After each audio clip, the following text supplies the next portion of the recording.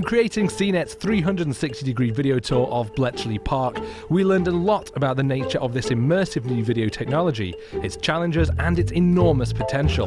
Should this be the focal point then? Yes. Crafting a 360-degree experience is very different to the 2D video we normally produce, but the first principle is the same: figuring out what story you want to tell. In our case, it's a story of Bletchley Park, Britain's code-breaking HQ throughout the Second World War. Here, teams of cryptographers, including Alan Turing and Gordon Welchman, worked tirelessly to break German Enigma transmissions, invaluable efforts that not only pushed computer science forward, but are credited with shortening the war by several years. Today the park is open to the public and welcomes hundreds of thousands of visitors every year who come to learn about the park's code-breaking history and to walk in the footsteps of its famous figures who worked in cramped, prefabricated huts sworn to total secrecy concerning their intelligence-gathering roles.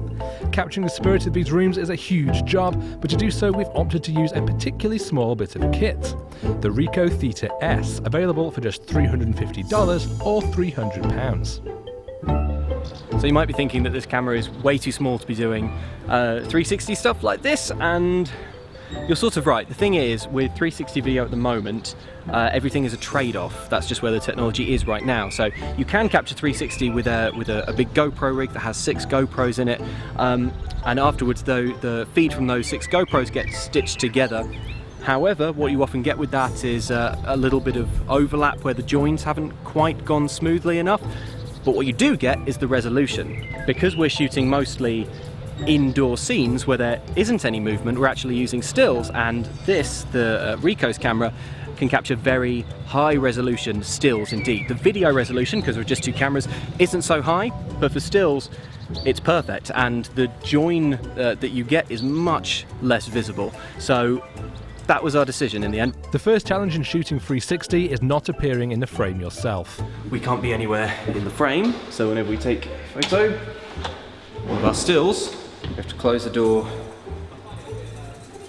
and take it like that. We had to do a lot of hiding on this shoot, in case we're in some of the 360 images. Right, okay, let's duck down together. So there we go. we just found a wonderful hiding place. Where is it? He's by a sign.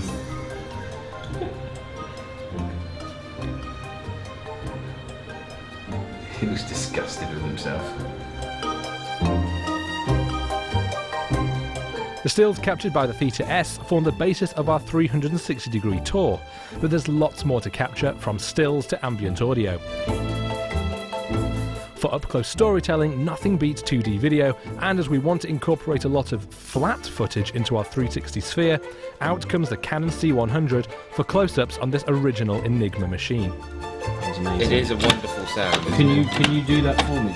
Yes, of course. Back in the studio, it's time to put it all together. Editing 360-degree photos and videos is done with the image flattened out like a map of the world. When assets are superimposed onto this, they become part of the sphere. Using an Adobe Premiere plugin called Skybox 360, we're able to tweak the scene before adding our narration track, music and sound effects. The final step is to use a code injector to add metadata to the file that tells YouTube and Facebook to render our video as a sphere. And now you're ready to enjoy Bletchley Park in glorious 360.